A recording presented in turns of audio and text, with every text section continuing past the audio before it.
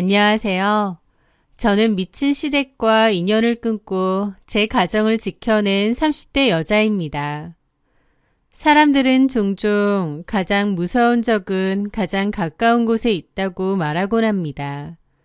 저는 그 말이 진실이라는 것을 결혼 생활을 통해 뼈저리게 깨달았습니다. 저희 시어머니는 정말 상상 초월의 악마 같았고 저희 신우도 참 못돼 먹은 인간이었어요. 그나마도 제 남편은 그들과 달리 착하고 생각도 바르고 저를 위하는 사람이었기에 그 엄청난 일을 겪고도 시댁하고는 인연을 끊었을지언정 결혼 생활은 끝내지 않을 수 있었습니다. 다시 생각해도 치 떨리고 몸서리 쳐지는 그 사건에 대해 이야기해 보려 합니다. 제 남편은 소위 개천에서 용난 케이스였어요. 남편은 어릴 때부터 공부를 굉장히 잘했다고 했고 현재는 한 로펌에서 변호사로 일하고 있습니다. 저는 남편과 대학교 때 단체 미팅으로 만났어요. 솔직히 별 기대 없이 친구들과 재미삼아 나간 단체 미팅이었습니다. 시끄러운 호프집이었는데 거기서 그 남자를 보게 된 거죠.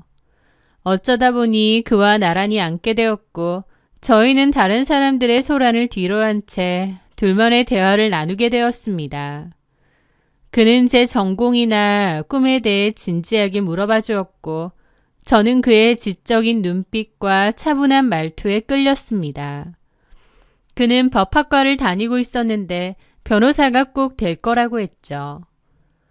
돈을 잘 벌거나 사회적인 성공보다는 자기 가족에게 안정적인 울타리가 되어주고 싶다고 했는데요. 어린 나이지만 가족에 대한 사랑이 많고 책임감도 강하구나 생각했던 것 같아요. 그렇게 미팅이 끝나고 그에게서 먼저 연락이 왔습니다. 저 역시도 그에게 호감이 있었기에 저희는 자연스럽게 연인이 되었죠. 저랑 남자친구는 알콩달콩 연애했습니다.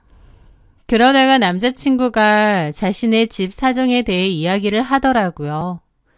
집이 좀 여유롭지 못한 편이라고 했고 아버지는 병으로 돌아가셨다고 했습니다.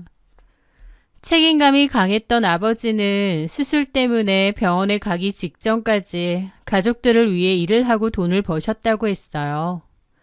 그러면서 당신이 떠나도 가족들이 잘 지낼 수 있게끔 충분한 재산을 남기고 가셨고 원래는 그 돈으로 남친이나 남친 누나나 안정적으로 대학교도 들어가고 생활도 할 수 있었을 거라고 했습니다.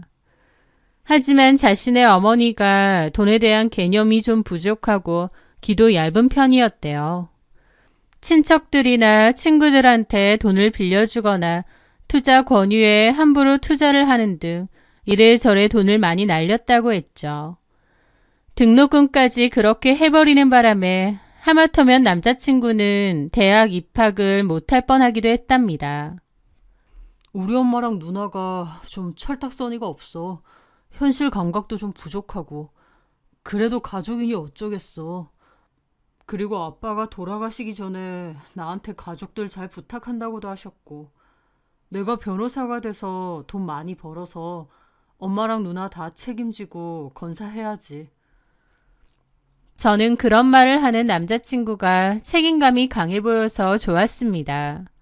자신의 가족을 지키려는 그 굳은 의지가 남자친구를 더 든든하고 믿음직스럽게 보이게 만들었거든요. 어쨌든 남친은 그 로스쿨에 들어가려고 준비했는데 그 고생스러운 공부를 할 때도 저랑 사귀고 있었거든요. 제가 정말 서포트를 많이 해줬습니다. 저희 부모님은 연세가 좀 많으시고 제가 막둥이였는데요. 제 대학까지 보내주시고 나서 부모님은 원래 계획대로 귀농을 하러 시골로 내려가셨습니다. 그래서 저는 대학교 때부터 과외나 아르바이트도 했었고 대학 졸업하자마자 한 회사에 취업해 일하면서 돈도 열심히 벌었죠. 남친도 역시나 꿈을 이루기 위해 공부에 매진했습니다. 남친이 도서관에서 밤을 새울 때면 저는 따뜻한 도시락과 커피를 싸들고 찾아가 함께 밤을 지샜습니다. 또 제 월급날이면 남친에게 필요한 책과 물품도 사주었고 면접을 보러 갈 때를 대비해 좋은 정장도 맞춰주었습니다. 남친이 꿈을 이루기를 저 역시도 간절히 원했던 거죠. 남친은 그때마다 제 손을 잡고 선주야, 내가 이 은혜는 평생 잊지 않을게. 꼭 변호사 돼서 너 호강시켜줄게. 라며 눈시울을 붉히곤 했습니다. 물론 주변에서는 저더러 그러더군요. 헌신하면 헌신짝 된다. 남자친구가 변호사 되고 나면 마음이 달라져서 너랑 헤어질지도 모른다. 라는 얘기들이요. 아주 귀에 못이 박히도록 들었죠. 저도 사람인지라 당연히 불안한 마음이 생길 때도 있었습니다. 하지만 괜찮았어요. 다른 것보다 제가 좋아서 하는 것들이고 일방적인 희생이라고 생각하지 않았습니다. 그리고 남자친구를 인간적으로 많이 믿었습니다. 그리고 제 믿음은 틀리지 않았어요. 남자친구는 후에 정식으로 변호사가 되었고 유명 로펌에 들어간 지 딱 1년 뒤에 제게 청혼을 했거든요. 남친은 사귀는 동안 저에게 늘 고마웠고 당당한 모습으로 저에게 청혼할 순간만을 기다렸다고 하더라고요. 남친은 책임감도 의리도 강한 사람이었습니다.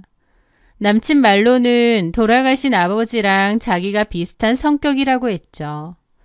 그런 듬직한 모습만으로도 너무 좋은 배우작감이라고 생각했어요. 그렇게 남친은 저에게 결혼을 하자고 했고 저도 당연히 좋다고 했습니다.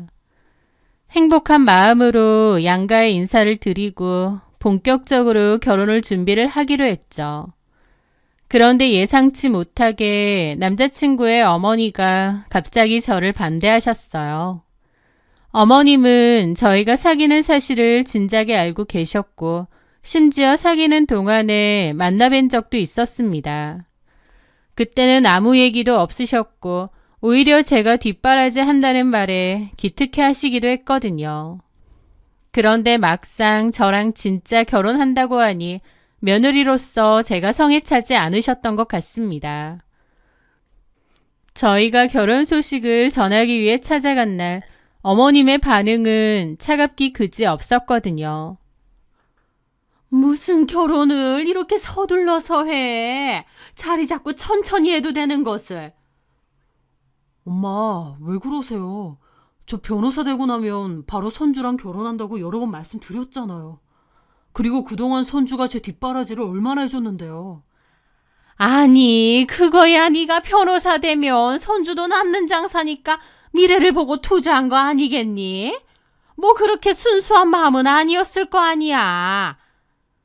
제가 남자친구를 위해서 또 사랑해서 기다리고 헌신했던 마음을 투자로 매도하시더라고요.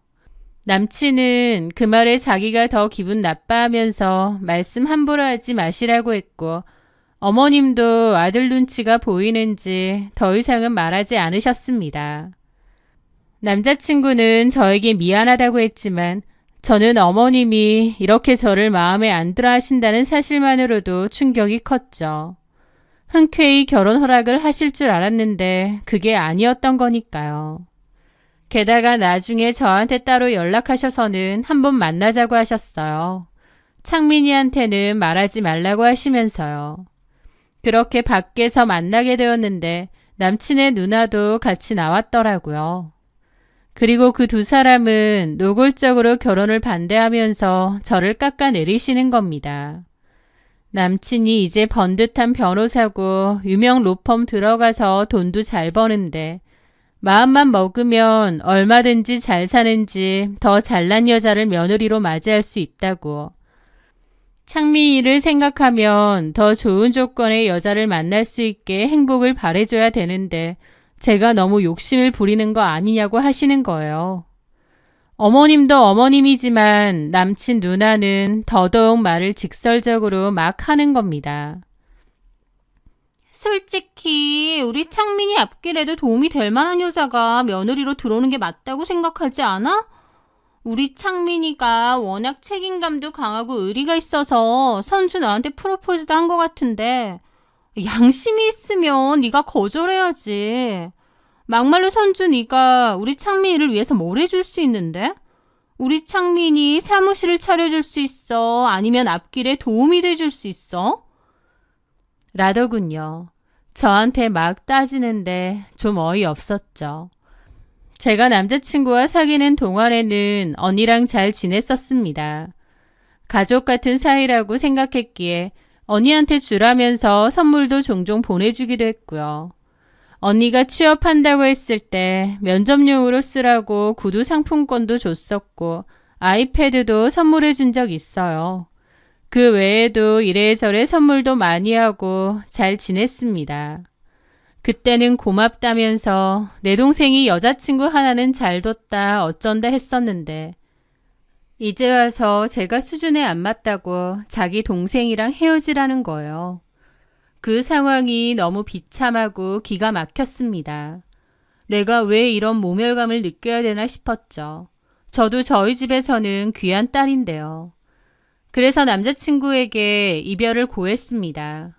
니네 엄마랑 누나가 나를 탐탁치 않아 하는데 나는 그런 결혼하고 싶지 않다고요. 하지만 남자친구는 자기 엄마랑 누나가 하는 말은 중요치 않다고 저랑은 절대 못 헤어진다고 매달리더라고요. 하지만 저는 어머님과 누나의 횡포에 마음을 너무 다쳐서 진심으로 헤어지고 싶었습니다. 결혼해서 잘 지낼 자신도 없었고요.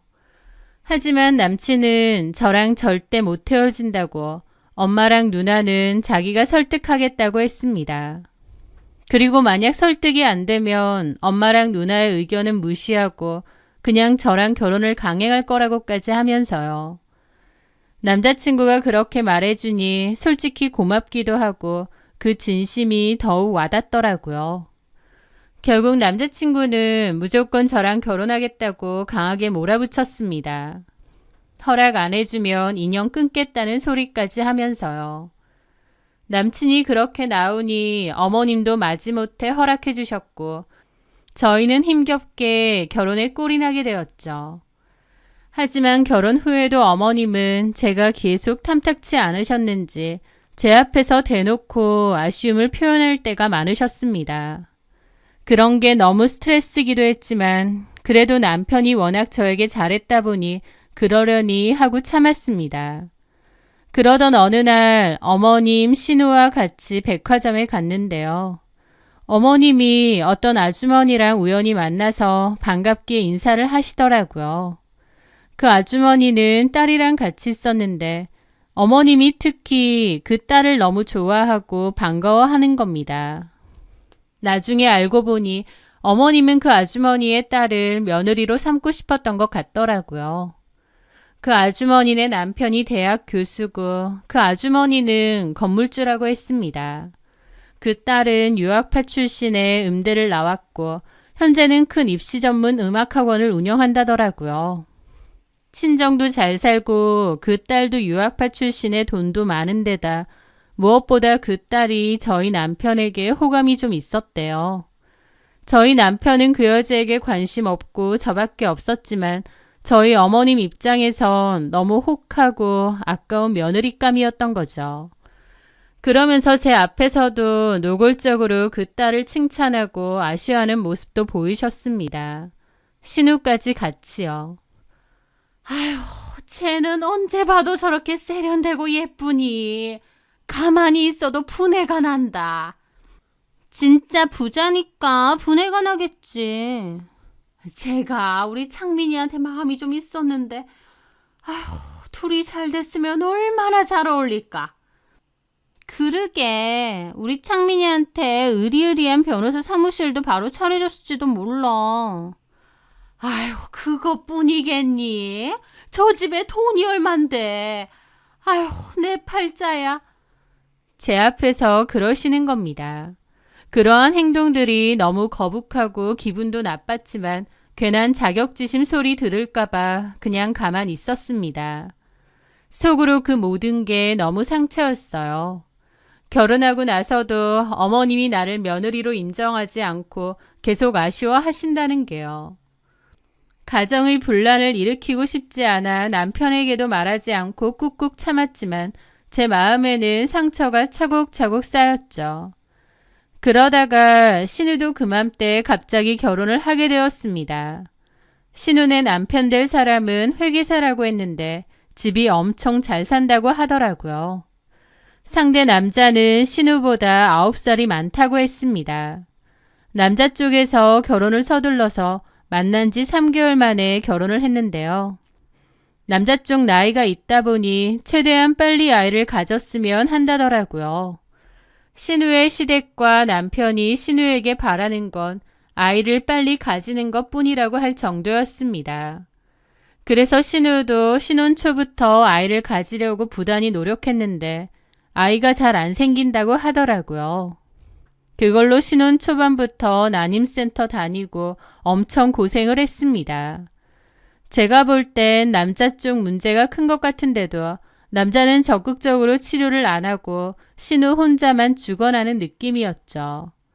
하지만 신우도 반드시 아이를 가지겠다며 인공수정도 하고 시험관도 하면서 적극적이었습니다. 그런데 공교롭게 그맘때 제가 먼저 임신을 하게 되었습니다. 신우가 그토록 아이를 원하는 상황에 제가 먼저 임신이 돼버리니까 분위기상 민망하기도 했죠. 하지만 저도 남편도 아이를 원했기에 기뻤습니다. 신우는 제가 임신했다는 걸 알고 속상해 하더라고요. 자기는 안 돼서 아등바등 하는데 저는 자연 임신으로 가졌다고요. 신우가 짜증도 많이 부리고 히스테리도 많이 부렸는데 스트레스가 심한가 보다, 많이 힘든가 보다 좋게 이해를 했습니다. 하여튼 그러던 와중 어머님이 저한테 보약을 보내셨더라고요. 저한테도 좋고 아이한테도 좋은 거라고 하시면서요. 저를 그토록 며느리로 인정하지 않으셨는데 이제 임신까지 했으니 이제야 완전히 며느리로 받아들이시는가 보다 해서 기분이 좋았습니다. 선주야, 내가 너 위해서 특별히 지어온 거다. 우리 대를 이을 귀한 손주인데 튼튼하게 태어나야지. 너도 몸보신 해야 되고 이게 여자 자궁 건강에도 그렇게 좋댄다. 아는 사람만 가는 곳이야. 얼마나 유명한지 예약하기도 힘들고. 그러면서 약을 꼭 잘 챙겨 먹으라고 하셨습니다. 그런데 유명하다고 하지만 딱히 한의원 이름도 없고 포장도 좀 이상하긴 하더라고요. 어쨌든 어머님이 저를 위해서 챙겨준 거다 보니 저도 초반에는 조금 챙겨 먹었습니다. 그런데 먹고 나면 속이 안 좋고 또 정체불명의 약이다 보니 먹는 동안에도 좀 찝찝하기도 하더라고요. 그래서 엄청 꼬박꼬박 열심히 먹지는 않았고 생각날 때만 한 번씩 먹게 되었습니다. 그런데 그맘때 사촌 언니가 집에 놀러 왔는데요. 제가 약 먹는 걸 보고 이런 걸 왜 함부로 먹느냐 그러더라고요. 사촌 언니는 약사인데 임신했을 때 한약 같은 건 웬만하면 함부로 먹지 말라고 당부를 하는 겁니다. 저도 가뜩이나 정체불명의 약이라서 먹어도 되나 싶었는데 언니 얘기 듣고 보니 좀 그렇더라고요. 그래서 일단 안 먹고 놔두었는데요. 어머님은 자꾸 얼마나 남았느냐, 남은 게 몇 개인지 사진을 보내라고 하시는 거예요. 다 먹으면 또 해주신다고요. 그래서 좀 먹은 척 몇 개를 빼서 사진을 보내드리곤 했는데 어머님을 속이는 것 같아서 죄송하기도 하고 곤란하기도 했죠. 그런데 그맘때 신우가 볼 일이 있어서 저희 집에 왔다가 그 약을 발견했습니다. 신우는 난임으로 스트레스를 많이 받아 무척 예민하고 지쳐 보였어요. 그런데 그 약에 관심을 가지더라고요. 어머, 옳게. 이게 전에 엄마가 말했던 자궁 튼튼하게 해주는 그 약이야? 저는 맞다고 했는데 신우이는 자기는 왜 안 챙겨주냐며 대놓고 서운한 티를 냈습니다. 옳겐 좋겠다. 엄마가 이렇게 귀한 것도 챙겨주고. 나는 엄마랑 전에 한바탕 싸워서 그런지 이런 거 하나도 안 챙겨주네. 사실 그맘때 예민했던 신우하고 어머님하고 작은 다툼이 있어서 서로 연락을 잘 안 하고 있었을 때였거든요. 저는 그래서 아마 못 주신 것 같다고 그랬죠. 그랬더니 신우가 제게 그러는 것이었습니다. 올케는 정크 건강하잖아. 솔직히 이런 거 안 먹어도 얼마든지 순산할 거 아니야. 나는 병원에서 자궁이 좀 약한 편이라고 하던데 이거라도 먹어야 할 것 같아. 이거 내가 먹어도 될까? 올케는 다 먹었다고 하면 엄마가 또 사줄 거 아냐. 라는 겁니다. 저는 어차피 사촌 언니의 말 때문에 한약을 먹을 생각이 별로 없었고 그렇다고 어머님이 일부러 지어주신 건데 버리기도 좀 그랬거든요. 차라리 잘 됐다 싶었습니다. 그래서 흔쾌히 그러시라고 했죠. 알았어요, 형님. 필요하시면 이거 다 가져가세요. 저는 남은 한약을 전부 쇼핑백에 담아 신우에게 건넸습니다. 어차피 그 한의원에 제가 직접 가서 진맥받고 받은 맞춤 한약도 아니었기에 누가 먹어도 상관없을 거라고 생각했어요. 그냥 몸보신하는 보약 같은 거고 신우는 먹고 싶어 하니까요. 그리고 2, 3주 뒤에 신우는 열심히 먹고 있다면서 자기한테 약이 잘 받는 것 같다며 몇 개 안 남은 상자 사진을 찍어서 보내주었습니다. 저는 그 사진을 잘 먹고 있냐고 확인하는 어머님께 전달했고요. 그러고 또 얼마간의 시간이 지났는데 시댁에 물건 전해드릴 게 있어서 잠깐 들렀습니다. 그런데 어머님이 제 배를 보시더니 약은 잘 먹고 있는 거냐 다시 물으시더라고요. 저는 그냥 잘 먹고 있다고 뻥을 쳤죠. 그런데 어머님은 제 배를 뚫어지게 쳐다보며 좀 갸웃갸웃 하시더라고요. 뭐지 싶었지만 그냥 말았습니다. 그렇게 저는 물건 전해드리고 나왔어요. 그런데 나와보니 제가 소파에 지갑을 흘리고 나온 모양이더라고요. 놀라서 다시 시댁으로 들어갔습니다. 현관 비번은 알고 있었기에 누르고 들어갔는데 그 사이에 어머님은 안방에서 통화 중이시더라고요. 안방 문이 살짝 열려 있었고 저는 지갑만 챙겨 조용히 나오려고 했습니다. 그런데 그 안에서 들려오는 이야기에 소름이 쫙 끼치더라고요. 아니, 그 약이 왜 효과가 없어요? 이거 효과 있는 거 맞아? 돈은 돈대로 받아놓고 지금 3주가 다 되어가는데 애 떨어질 기미가 안 보이잖아. 돈이 한두 푼 하는 것도 아니구만 효과가 뭐 이래요? 저는 그 자리에 얼어붙었습니다. 다 먹어가니까 다시 지으러 갈게요. 이번에는 좀 더 강하게 좀 지어요. 확실하게 먹으면 바로 떨어질 수 있는 걸로. 저는 이게 무슨 말인가 싶어 입을 틀어막았죠. 시어머니는 제가 온 줄도 모르고 계속 통화를 이어갔습니다. 저는 너무 놀라서 들고 있던 지갑을 떨어뜨렸죠. 그 바람에 어머님도 놀라서 저를 쳐다보시더라고요. 그 순간이 웬만한 공포영화보다 더 경악스럽고 무서웠습니다. 어머님도 놀라서 저를 빤히 쳐다보고 있고요.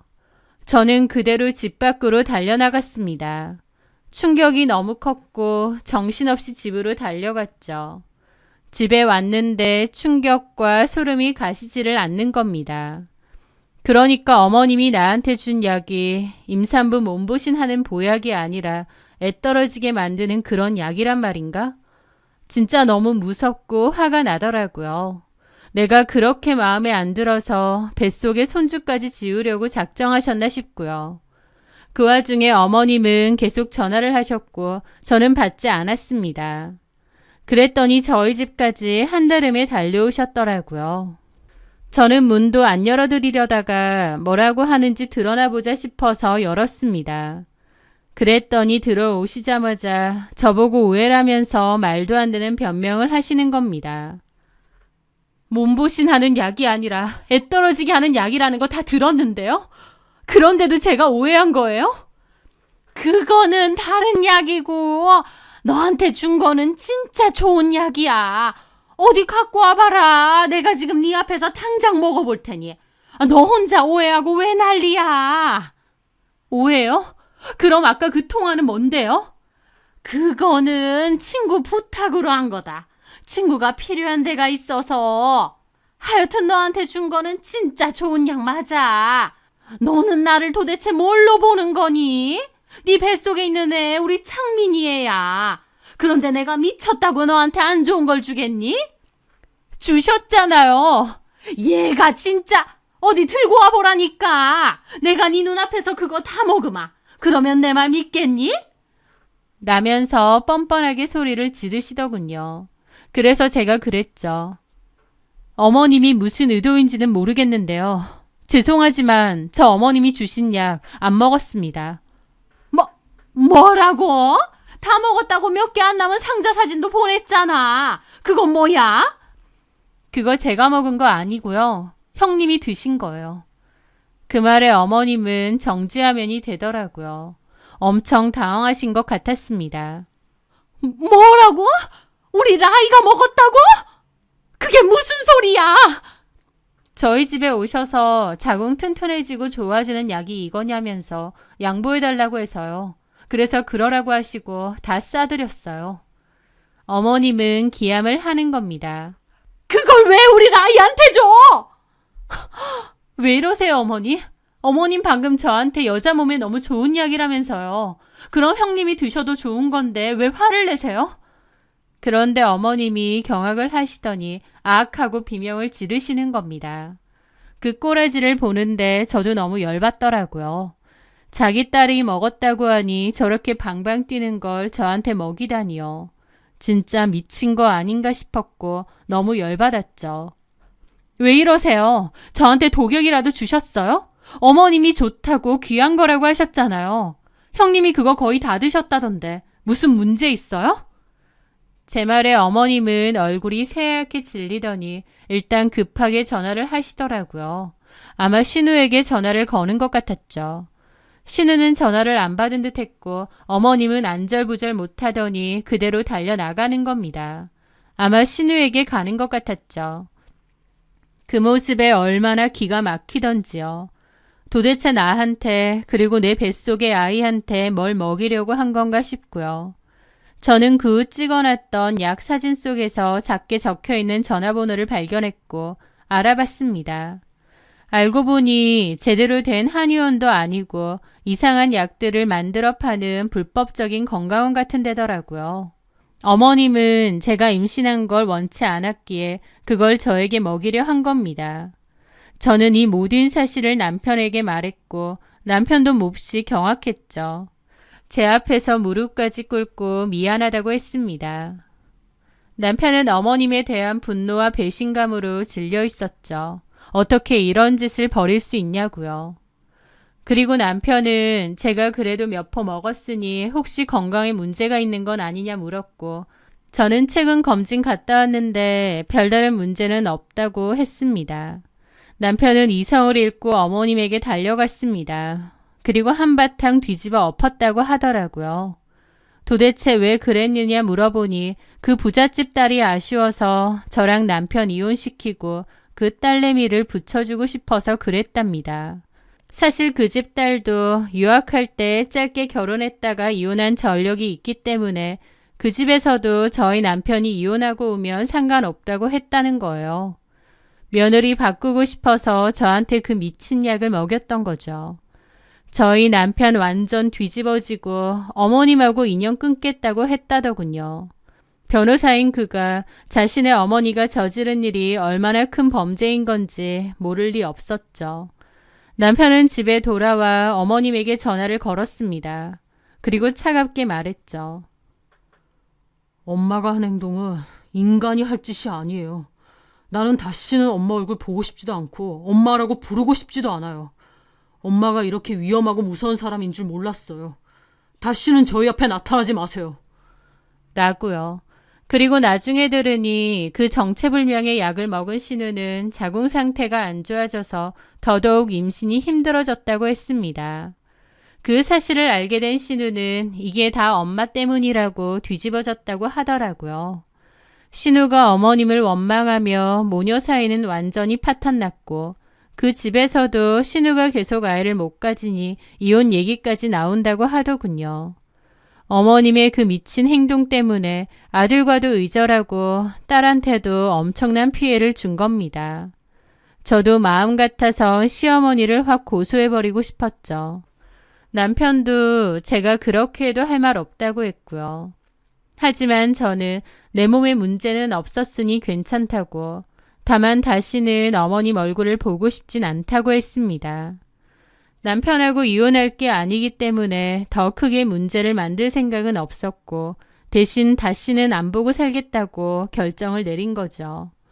남편도 알겠다고 했고 어머님과 인연을 끊는 걸로 이 일은 끝내기로 했습니다.